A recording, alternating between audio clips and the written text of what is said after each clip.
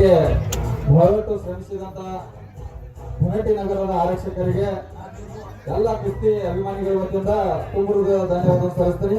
ಅವರ ಸೇವೆಯು ನಿರಂತರವಾಗಿರಲಿ ಎಂದು ಹಿರಿಯ ವಸ್ತಾದ ಗದಗದಿಂದ ಹಾಗೂ ನಮ್ಮ ದಾವಲ್ ವಸ್ತಾದ್ ಹಾಸಂಗಿ ಅವರು ಈ ಕುಸ್ತಿ ನಿರ್ಣಾಯಕರಾಗಿ ದಾವಲ್ ವಸ್ತಾದ್ ಅವರು ರಾಷ್ಟ್ರ ಮಟ್ಟದಲ್ಲಿ ತಮ್ಮದೇ ಆದ ಒಂದು ಕುಸ್ತಿ ಆಡಿದಂತ ಪ್ರಭಾವ ವ್ಯಕ್ತಿಗಳು. 75 ವರ್ಷಗಳು ಇನ್ನು ಕುಸ್ತಿ ಬದಲು ಅವರಿಗೆ ಸಾಕಷ್ಟು ಪ್ರೀತಿ. ಮುಂದಿನ ಕುಸ್ತಿ ದೇವತಪ್ಪ ಮೈದಾನ ಬರಬೇಕು. ಅದೇ ರೀತಿ 1ನೇ ನಂಬರ್ ಹಲಗಿ ವಾದಕರು ರಾಜು ಹೌಳೇನವರು ದಯವಿಟ್ಟು ವೇದಿಕೆ ಮೇಲೆ ಬರಬೇಕಾಗಿ ಮೌಲಿ ಜಾಮದಾರೆ ಸುರೇಶ್ ಠಾಕೂರ್ ಅವರು ಕುಸ್ತಿ ಕಮಿಟಿಯವರು ಬರಬೇಕಾಗಿ ವಿನಂತಿ. ದಯವಿಟ್ಟು PSS ಅವರು ವೇದಿಕೆ ಮೇಲೆ ಬರಬೇಕಾಗಿ ವಿನಂತಿ.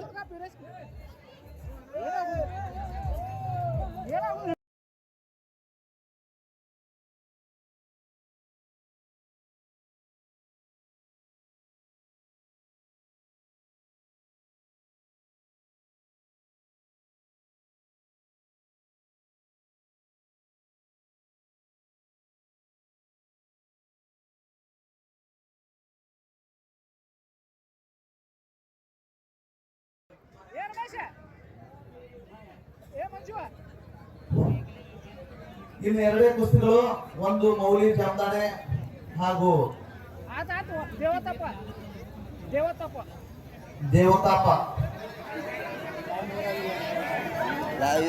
ಎರಡೇ ಕುಸ್ತಿಗಳು.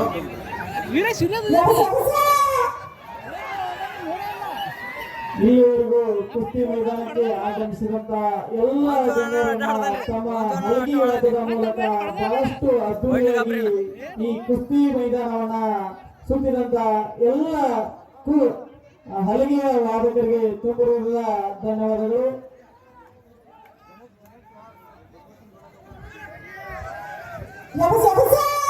ದಯವಿಟ್ಟು ಒಂದು ಚೇರ್ ವ್ಯವಸ್ಥೆ ಮಾಡಿಕೊಡ್ಬೇಕಾಗಿದೆ ಕಾರ್ಯಕರ್ತರು. ಒಂದು ಚೇರ್ ಕೊಡ್ರಿ ಮ್ಯಾಗಿಂದ.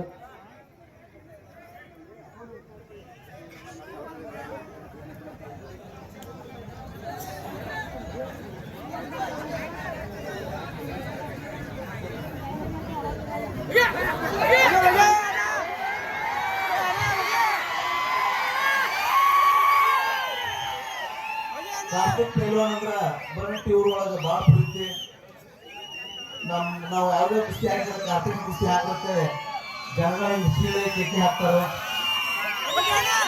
ಬಾಳ ಜನಮೆಚ್ಚಿನ ಪೈಲ್ವಾನ್ ಕಾರ್ತಿಕ್ ಪೈಲ್ವಾನ್ ಕಾಟೆ. ಮೊನ್ನೆ ದೀಪಾವಳಿ ಕುಸ್ತಿಯಲ್ಲೂ ಬಂದ ಆಗಿದಂತ ಪೈಲ್ವಾನ್ ಕಾರ್ತಿಕ್ ಪೈಲ್ವಾನ್ ಕಾಟೆ ಅವರು.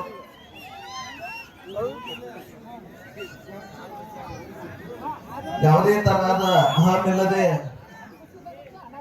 ಒಂದು ಕುಸ್ತಿಯಲ್ಲಿ ಮಾತು ಕೊಟ್ರ ಮತ್ತೊಬ್ಬ ಕುಸ್ತಿಯಲ್ಲಿ ಎಷ್ಟು ಕೊಟ್ಟರು ಅಲ್ಲಿ ಹೋಗುದಿಲ್ಲ ಅಂತ ಒಂದು ಮಾತಿಗೆ ತಪ್ಪದ ಕಾರ್ತಿಕ್ ಪೈಲ್ವಾನ್ರು. ನಿರೂಪಣೆ ಮಾಡಿದಂತ ಮಾರುತಿ ಸೋರ್ಗಾನ್ ಸರ್ ಹಾಗೂ ಶರಣಪ್ಪ ಬಸರ್ಗಿ ಅವರು ದಯವಿಟ್ಟು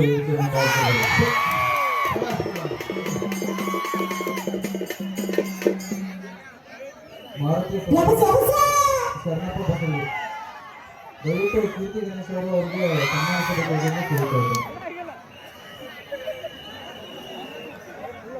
ಇಬ್ಬರು ಅನುಭವ ವಸ್ತಾದಗಳು, ಒಬ್ರು ದಾವಲ್ ಸಾಬ್ ವಸ್ತಾದ್ ಹಾಸಂಗಿ, ಇನ್ನೊಬ್ರು ಲಕ್ಷ್ಮೇಶ್ವರದ ಗದಗ ಜಿಲ್ಲೆಯಿಂದ ಬಂದಂತವರು.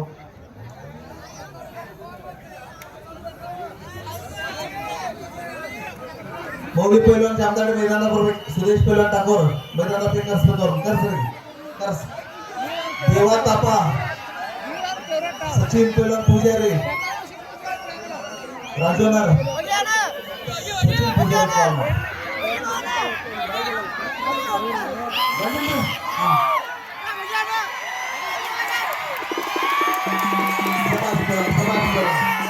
ಕಾರ್ತಿಕ್ ಪೈಲ್ವಾನ್ ಅವರು ವಿಶೇಷ ಜೋರಾದ ಚಪ್ಪಾಳೆ ಪೈಲ್ವಾನ್ರಿಗೆ.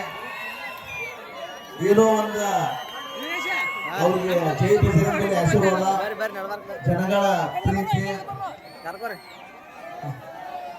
ಮೌಲಿ ಜಾಮದಾಡಿ ಮೈದಾನ ಬರ್ಬೇಕು. ಈಗ ಒಂದು ಸಣ್ಣ ಕಾರ್ಯಕ್ರಮ. 75 ವರ್ಷ ಸುದೀರ್ಘ ಕುಸ್ತಿಯಲ್ಲಿ ಸೇವೆ ಸಲ್ಲಿಸಿದಂತ ನಾವೆಲ್ಲರೂ ಎದುರು ನೋಡುತ್ತಿರ್ತಕ್ಕಂಥ ಕಾರ್ಯಕ್ರಮ ಈಗ ಜರುಗ್ತಾ ಇದೆ. ಅವರಿಗೆ ಶ್ರೀ ಪ್ರಾಣಪ್ಪ ಭರಮಪ್ಪ ಜಿಡ್ಡಿಮನಿಯವರು ಅಲ್ಲಿ ಗದ್ದಲ ಮಾಡ್ತಾ ಇದ್ದಾರೆ ಹುಡುಗರು.